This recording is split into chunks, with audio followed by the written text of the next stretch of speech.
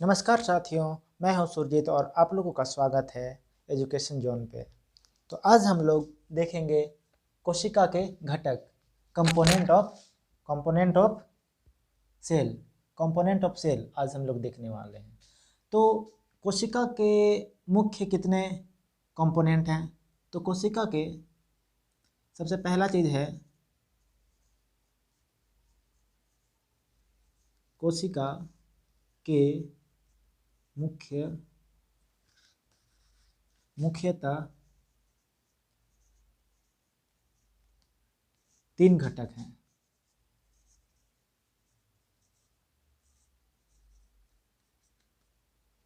पहला घटक है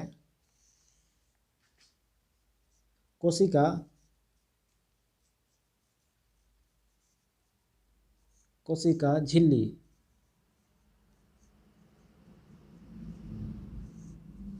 जिसे हम लोग अंग्रेजी में सेल मेम्ब्रेन कहते हैं। क्या कहते हैं? कोशिका झिल्ली को सेल मेम्ब्रेन। और दूसरा हमारा है कोशिका द्रव्य। कोशिका द्रव्य को क्या कहते हैं? कोशिका द्रव्य नहीं, कोशिका द्रव। कोशिका द्रव्य को कहते हैं हम लोग साइटोप्लाज्म।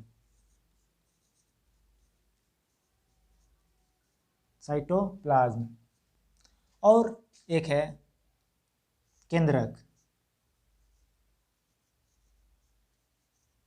केंद्रक, इसको हम लोग कहते हैं न्यूक्लियस।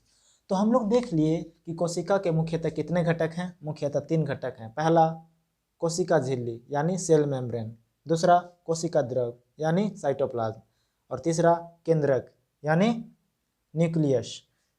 तो हम लोग एक एक करके देखते हैं कि किसका क्या काम है और किस में क्या होता है।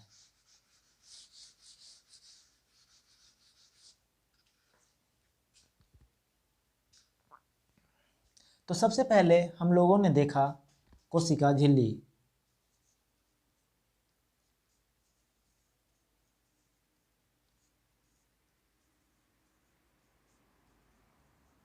कोशिका झिल्ली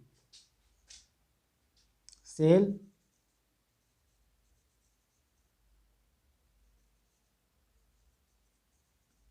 मेम्ब्रेन।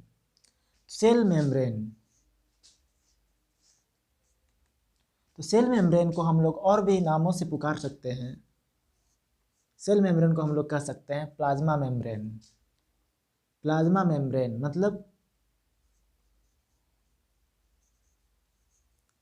प्लाज्मा झिल्ली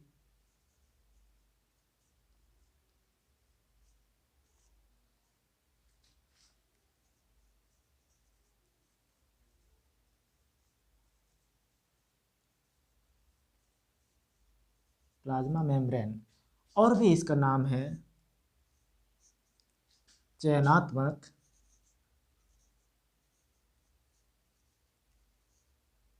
परागम्य झिल्ली।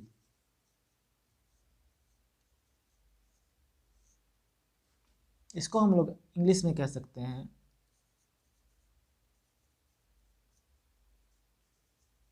Selectively permeable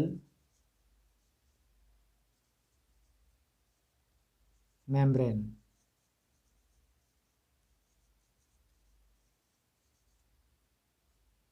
selectively permeable membrane. कोशिका झिल्ली को क्या क्या नाम से हम लोग पुकार सकते हैं? प्लाज्मा झिल्ली, चयनात्मक परागम्य झिल्ली, प्लाज्मा मेम्ब्रेन या फिर सेलेक्टिवली परमिएबल मेम्ब्रेन। ठीक है, तो अब हम लोग देखेंगे इसका क्या कार्य है। सेलेक्टिवली परागम्य चयनात्मक परागम्य झिल्ली इसको इसलिए कहते हैं क्योंकि जो जरूरी चीज़ों को ये क्या करता है,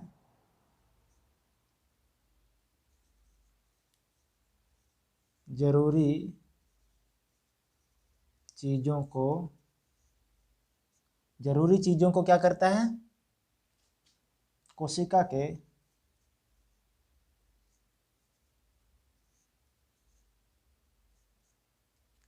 अंदर आने देता है।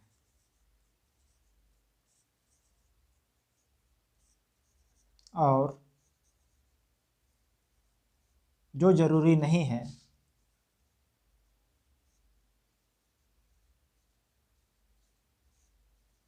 नहीं हो उसे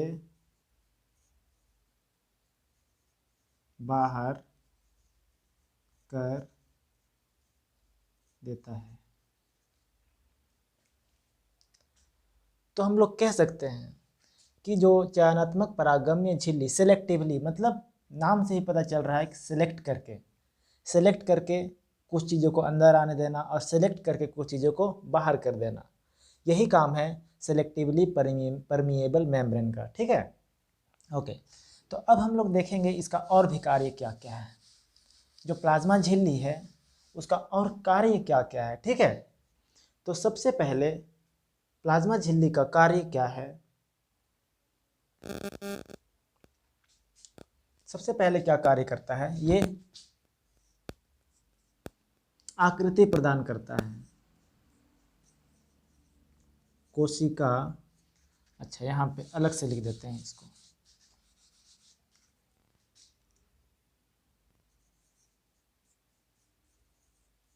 कोशिका झिल्ली के कार्य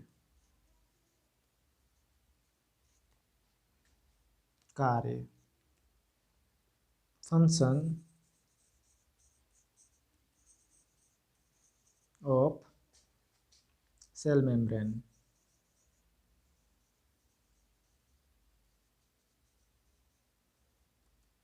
ठीक है, फंक्शन ऑफ सेल मेम्ब्रेन। तो पहला फंक्शन है कि एक कोशिका, सबसे पहला हो जाएगा कोशिका को आकृति प्रदान करना।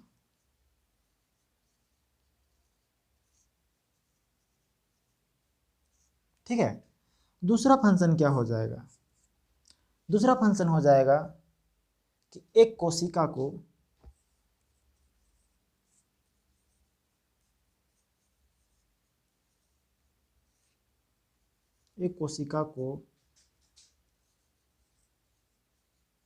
दूसरे कोशिका से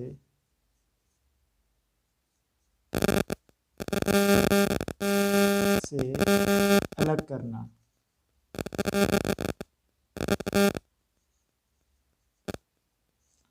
और तीसरा कार्य क्या हो जाएगा, तीसरा कार्य हो जाएगा कोशिका को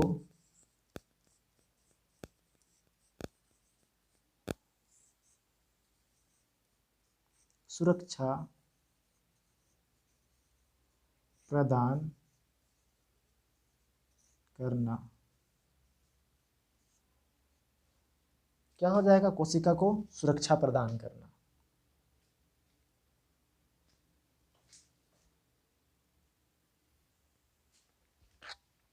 कोशिका को सुरक्षा प्रदान करना। यहां पे क्या कर रहा है, प्रोटेक्ट।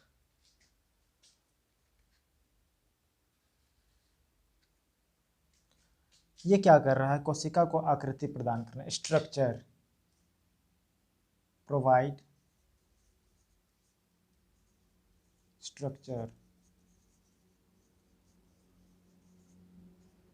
और यहाँ पे क्या कर रहा है, सेपरेट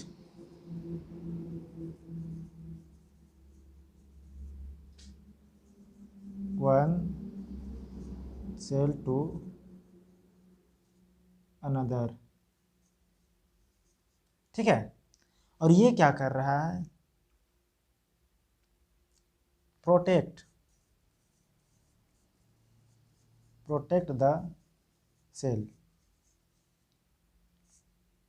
तो हम लोगों ने अभी क्या क्या देखा कि कोशिका झिल्ली है, कोशिका झिल्ली का दूसरा नाम और क्या क्या हो सकता है। पहला नाम हो सकता है प्लाज्मा झिल्ली, प्लाज्मा मेम्ब्रेन, चयनात्मक परागम्य झिल्ली, सेलेक्टिवली परमिएबल मेम्ब्रेन। इसको सेलेक्टिवली परमिएबल मेम्ब्रेन क्यों कहते हैं? इसको इसलिए कहते हैं क्योंकि ये चुन चुन के अंदर आने देता है किसी भी पदार्थ को और चुन चुन के बाहर भी कर देता है किसी पदार्थ को। अब हम लोग देखेंगे कि कोशिका, देखे थे कि कोशिका झिल्ली के क्या क्या कार्य हैं।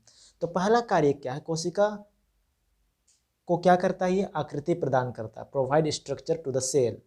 और दूसरा, एक कोशिका को दूसरे कोशिका से अलग करता है। और तीसरा, कोशिका को सुरक्षा प्रदान करता है। कौन सुरक्षा प्रदान करता है? ये प्लाज्मा झिल्ली या सेल मेम्ब्रेन या कोशिका झिल्ली। अब हम लोग एक चीज देखेंगे, नोट कर लीजिएगा। दिखाई दे रहा है कि नहीं दिखाई दे रहा? अच्छा,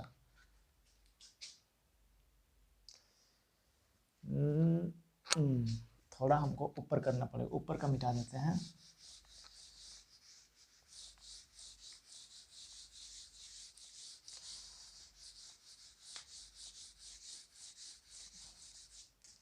नोट,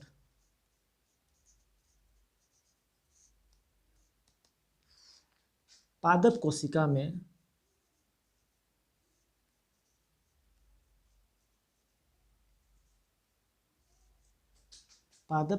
में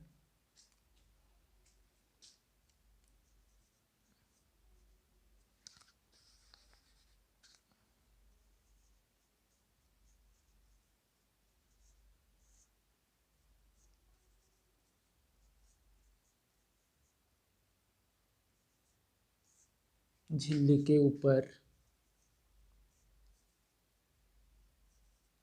बाहर एक और परत होती है, जिसे क्या कहते हैं?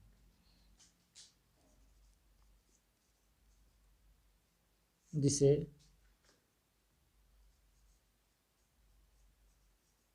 कोशिका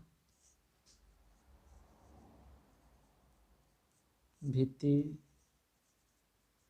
कहते हैं। कोशिका भित्ति या फिर इसको हम लोग सेल वाल कहते हैं। इंग्लिश में अगर कोई बोलेंगे तो सेल वाल।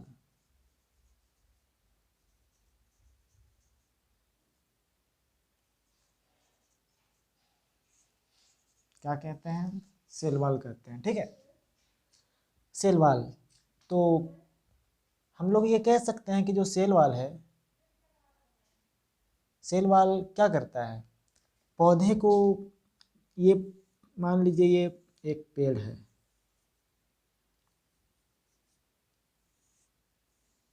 ठीक है, ये जो पेड़ है इसमें इसका हम लोग एक कोशिका निकालें, एक कोशिका,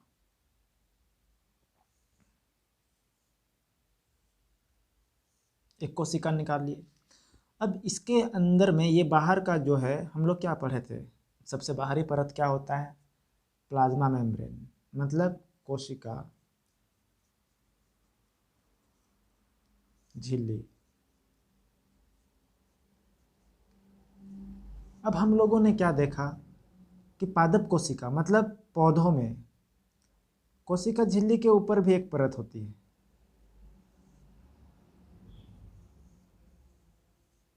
इसे क्या कहते हैं? कोशिका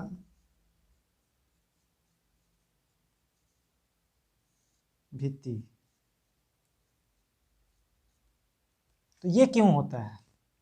ये इसलिए होता है क्योंकि पौधे तो हम लोग के जैसा, कोई मनुष्य के, मानव के जैसा या अन्य जीव जंतुओं के जैसा, ये तो एक स्थान से दूसरे स्थान जा नहीं सकते हैं। तो इसके बचाव के लिए एक ये मोटी परत पाई जाती है, कोशिका भित्ति। क्योंकि हम लोग तो अगर ठंड होती है तो कंबल ढका लेते हैं, या फिर गर्म होता है तो कूलर चला लेते हैं, पंखा चला लेते हैं। लेकिन पौधों के पास वैसा कोई सुविधा नहीं है, क्योंकि ये एक स्थान से दूसरे स्थान जा ही नहीं सकते। तो ये गर्म के लिए भी, ठंडा के लिए भी, बरसात के लिए भी इसके ऊपर एक आवरण होता है, जिसे हम लोग कोशिका भित्ति कहते हैं। ठीक है, अब समझ में आया इतना? ओके, तो चलिए अब हम लोग देखते हैं अगला घटक। अगला घटक क्या था?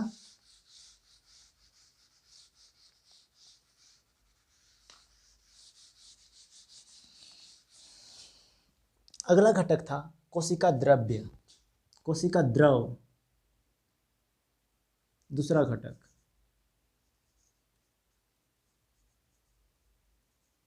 कोशिका द्रव, ठीक है, साइटोप्लाज्म,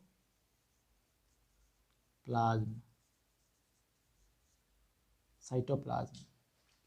अब साइटोप्लाज्म, साइटोप्लाज्म ये क्या है? जब भी हम लोग अगर कोई कोशिका को देखेंगे,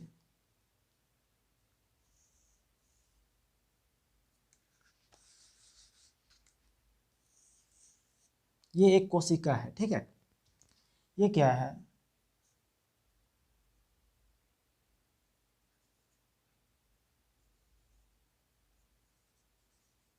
प्लाज्मा झिल्ली,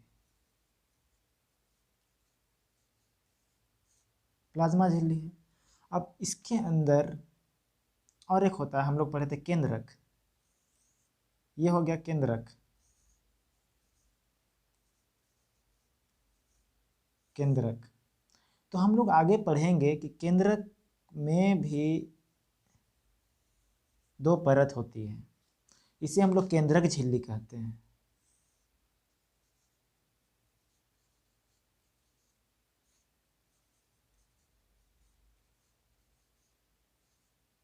झिल्ली कहते हैं, ठीक है। तो हम लोग कह सकते हैं कि किसी भी कोशिका का प्लाज्मा झिल्ली तथा केंद्रक झिल्ली के बीच के स्थान को हम लोग क्या कहते हैं? कोशिका द्रव कहते हैं। क्या कहते हैं? किसके किसके बीच का? प्लाज्मा झिल्ली और केंद्रक झिल्ली का बीच के जो स्थान है उसे हम लोग क्या कहते हैं? कोशिका, कोशिका द्रव कहते हैं। तो हम लोग इसको डिफाइन कर सकते हैं।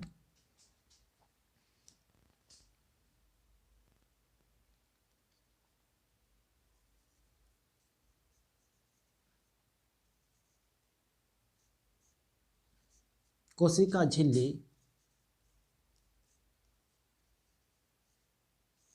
तथा केंद्रक झिल्ली के बीच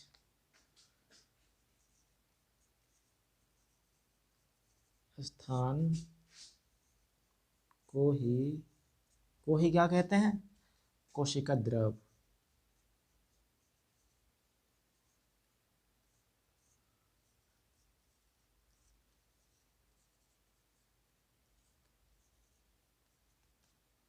कोशिका द्रव कहते हैं या फिर इसको साइटोप्लाज्म कहते हैं, ठीक है। अगर कोई अंग्रेजी में लिखना चाहता है तो हम लोग कह सकते हैं in between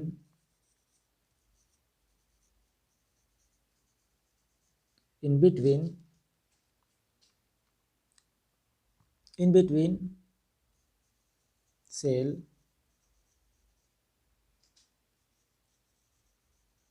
membrane and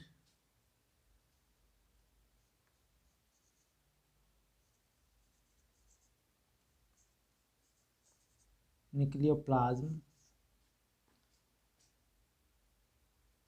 is termed as cytoplasm.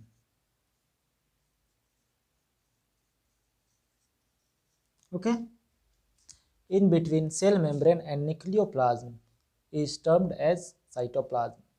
कोशिका झिल्ली तथा केंद्रक झिल्ली के बीच के स्थान को ही कोशिका द्रव कहते हैं।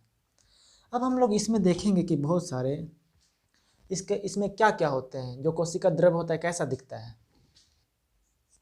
कोशिका द्रव्य अर्धपारदर्शी दिखेगा।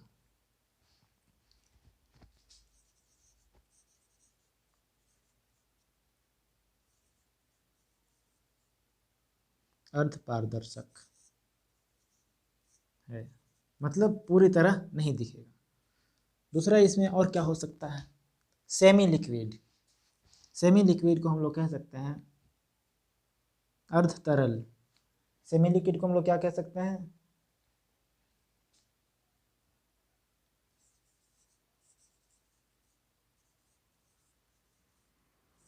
अर्ध तरल।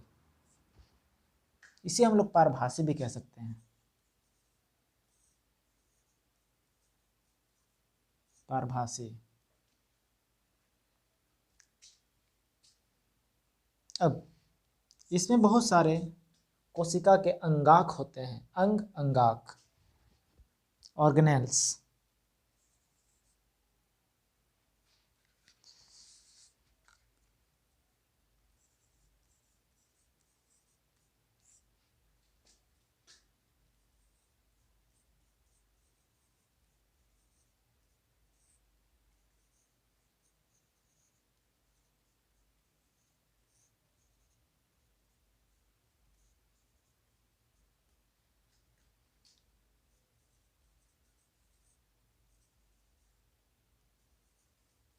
ऑर्गेनेल्स पाए जाते हैं।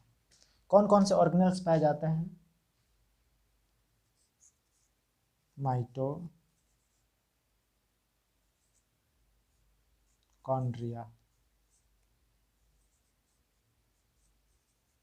माइटोकॉन्ड्रिया, राइबोसोम, राइबोसोम,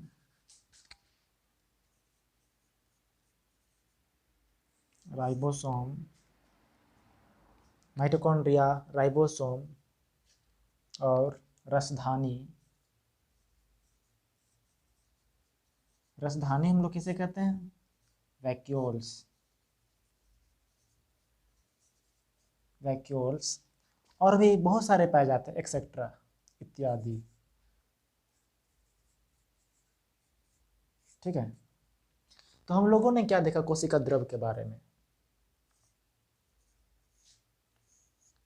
कि कोशिका द्रव कोशिका झिल्ली तथा केंद्रक झिल्ली के बीच का स्थान है। ये कैसा होता है, अर्धपारदर्शक होता है और पारभासी होता है, अर्ध तरल होता है, मतलब न पूरी तरह सॉलिड, न पूरी तरह ठोस, न पूरी तरह तरल। और पारभासी का मतलब आर पार तो देख सकते हैं लेकिन धुंधला होता है। ठीक है, अब इसमें कोशिका के अंगाक होते हैं, कौन कौन से अंगाक पाए जाते हैं, जैसे माइटोकॉन्ड्रिया, राइबोसोम, रसधानी इत्यादि, और बहुत सारे पाए जाते हैं। ठीक है, तो अब हम लोग देखते हैं तीसरा component, the third component of cell.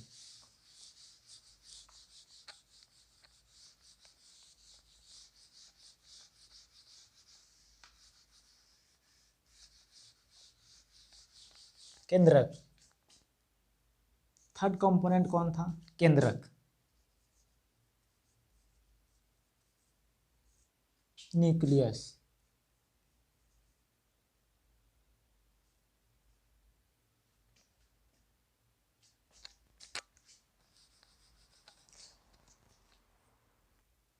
तीसरा कंपोनेंट क्या है, न्यूक्लियस, एन यू, न्यूक्लियस।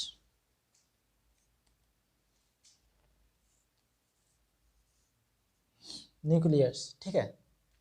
पहला क्या था, पहला था प्लाज्मा मेम्ब्रेन, केंद्रक प्लाज्मा मेम्ब्रेन, जिसको हम लोग कोशिका प्लाज्मा झिल्ली कहते हैं, कोशिका झिल्ली कहते हैं। दूसरा था कोशिका द्रव्य, साइटोप्लाज्म, और तीसरा है केंद्रक, न्यूक्लियस। ठीक है, तो न्यूक्लियस को अगर हम लोग न्यूक्लियस का अगर डायग्राम देखें तो कुछ इस प्रकार से हम लोग को मिलेगा।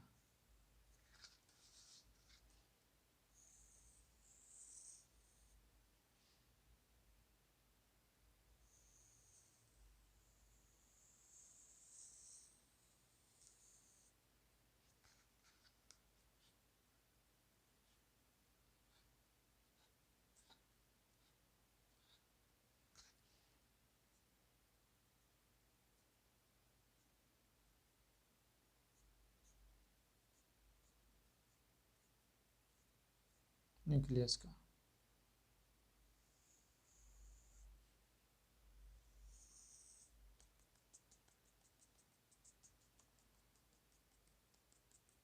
न्यूक्लियस का इस प्रकार से डायग्राम मिलेगा।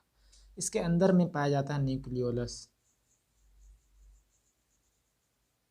न्यूक्लियोलस और न्यूक्लियोलस, और यहीं पे क्या पाया जाता है हमारा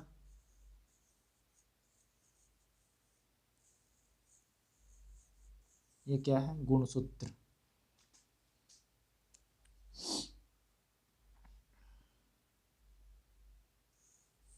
ये क्या है, न्यूक्लियर मेम्ब्रेन, केंद्रक झिल्ली।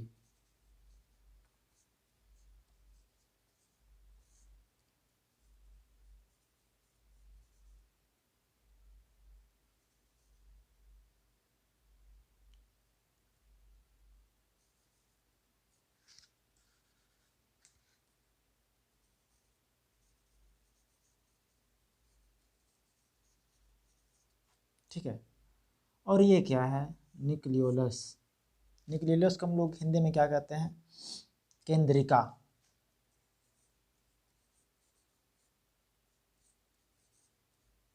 केंद्रिका।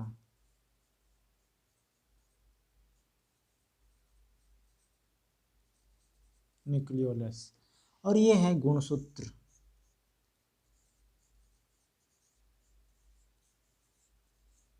गुणसूत्र जिसको हम लोग क्रोमोसोम कहते हैं।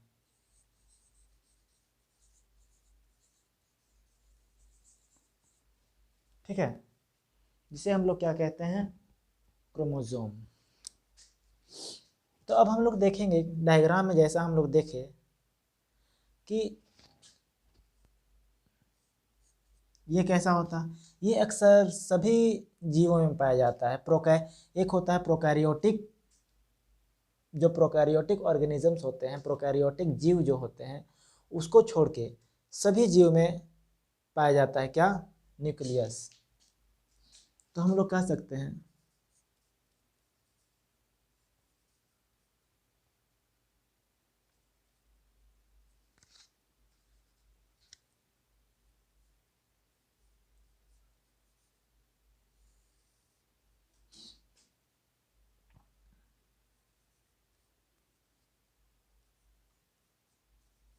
कोशिकाओं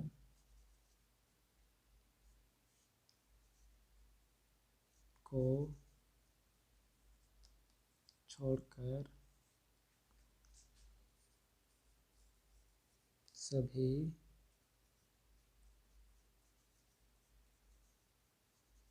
कोशिकाओं में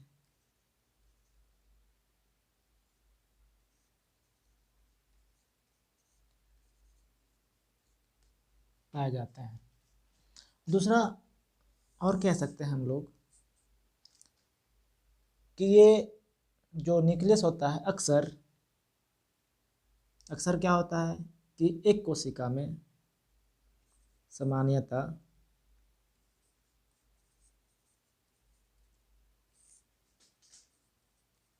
एक कोशिका में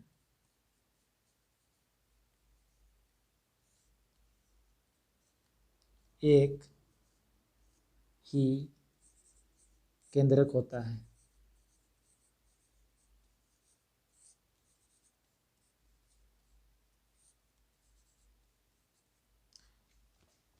एक कोशिका में कितने केंद्रक होते हैं, एक केंद्रक होते हैं।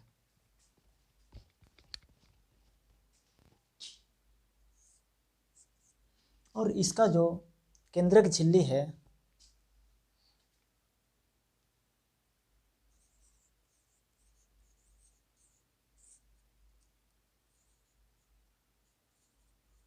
बाहरी परत कौन है, केंद्रक झिल्ली। झिल्ली जो कि दोहरी होती है।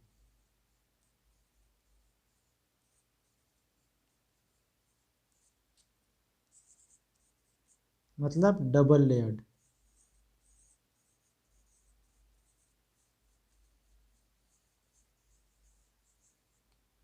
डबल लेयर्ड होती है। ठीक है, कैसी होती है, डबल लेयर्ड। डबल लेयर्ड होती है। और जो ये जो बीच का स्थान है इसे हम लोग कहते हैं न्यूक्लियोप्लाज्म। न्यूक्लियोप्लाज्म मतलब केंद्रक द्रव।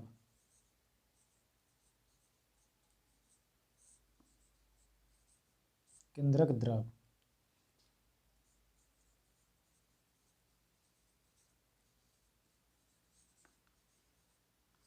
न्यूक्लियोप्लाज्म। हम लोग उसमें पढ़े थे साइटोप्लाज्म, अभी पढ़ रहे हैं उसमें पढ़े थे कोशिका द्रव, इसे पढ़ रहे हैं केंद्रक द्रव। तो इसमें जो केंद्रिका झिल्ली, और उसमें पढ़े थे कि केंद्रक झिल्ली और कोशिका झिल्ली के बीच के स्थान को कहते हैं कोशिका द्रव। तो इसमें हो जाएगा कि न्यूक्लियस मतलब केंद्रिका झिल्ली तथा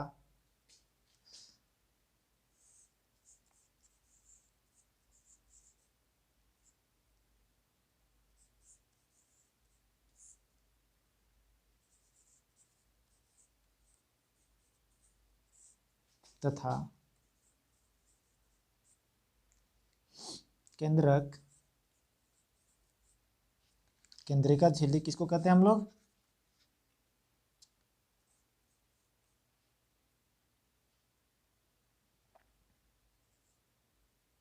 केंद्रिका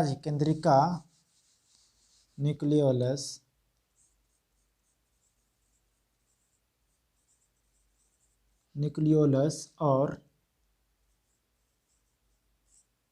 केंद्रक झिल्ली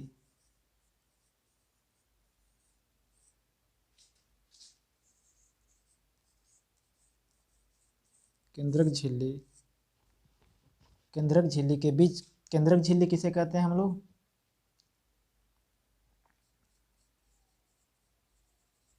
न्यूक्लियर मेम्ब्रेन के बीच के स्थान को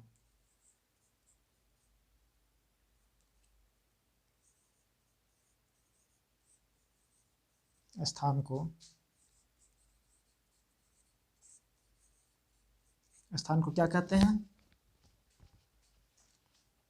केंद्रक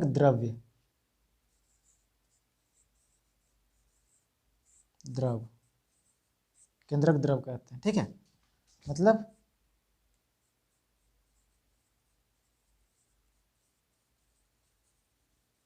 न्यूक्लियोप्लाज्म कहते हैं। और यही केंद्रक द्रव में क्या पाया जाता है? गुणसूत्र पाया जाता है।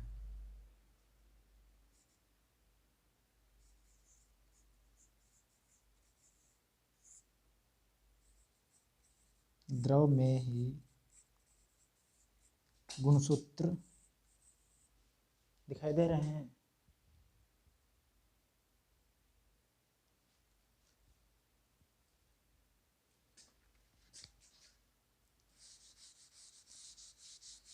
अच्छा, ऊपर लिख देता हूं इसे मिटा के।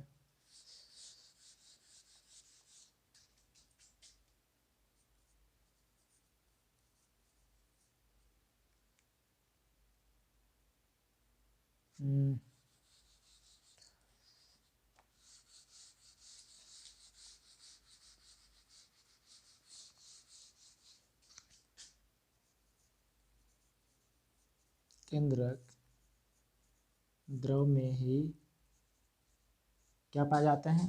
गुणसूत्र पाए जाते हैं।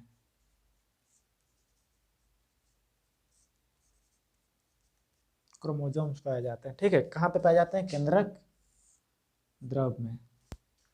अब इसके बारे में जानेंगे। केंद्रक द्रव में गुणसूत्र पाए जाते हैं। गुणसूत्र क्या काम करता है? जो कि किसी भी कैरेक्टर को माता पिता से उनके बच्चों में जाता है। या तो किसी का भी गुणसूत्र से हम लोग देख सकते हैं कि वो कितना इंटेलिजेंस है। गुणसूत्र ही बताता है किसी भी इंसान, किसी भी पेड़ पौधा, किसी भी चीज़ के, किसी भी जीव जंतु के बारे में हर कुछ गुणसूत्र में ही होता है। ठीक है, तो अब हम लोग कुछ इम्पोर्टेंट चीज़ें जान लेते हैं।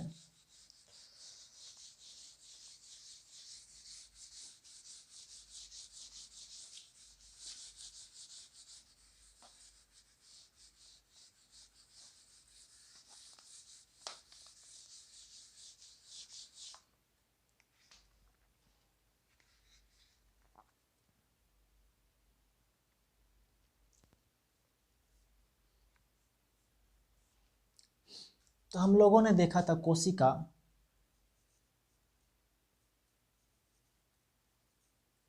द्रव, कोशिका द्रव और कोशिका केंद्रक द्रव।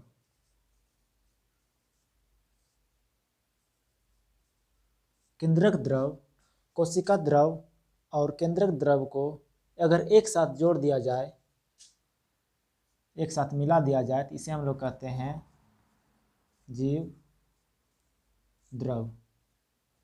अब जीव द्रव किसे कहते हैं?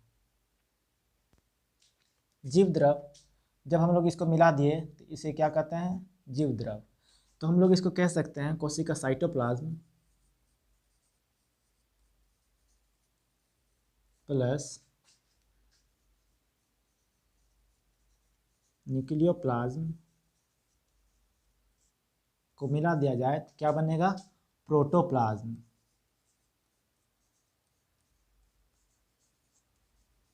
प्रोटोप्लाज्म, ठीक है।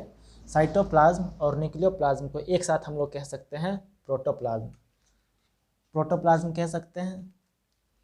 और जो एक वैज्ञानिक थे थॉमस, थॉमस ने क्या कहा था कि जीव द्रव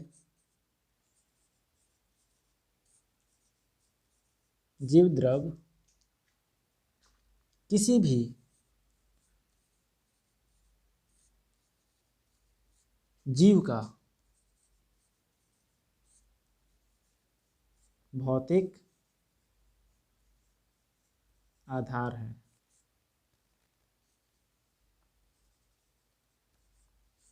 आधार है। अंग्रेजी वालों बच्चों देखेंगे protoplasm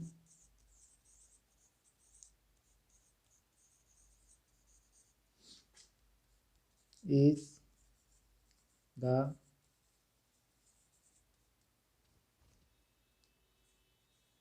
physical basis of life, ठीक है। फिजिकल बेसिस ऑफ लाइफ, ये किसने कहा था? एक वैज्ञानिक थे थॉमस। ऐसा उन्होंने इसलिए कहा क्योंकि जब हम लोग अभी एक न्यूक्लियस में देखे थे कि यहाँ पे क्या था? यहाँ पे था केंद्रक द्रव, और अगर हम लोग कोई सेल बना लिए तो यहाँ पे क्या है? कोशिका द्रव।